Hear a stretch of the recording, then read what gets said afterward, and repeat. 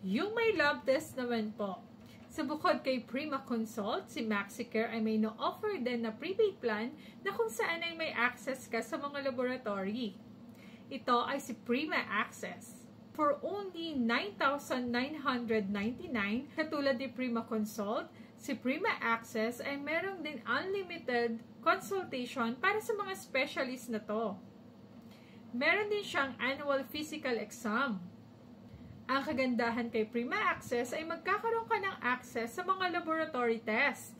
Meron kang 24 free availment na mga lab test under sa Set A laboratory test ni MaxiCare. 2 ECG, 2 chest x-ray, at 1 ultrasound including maternity-related. Valid din yan for 1 year.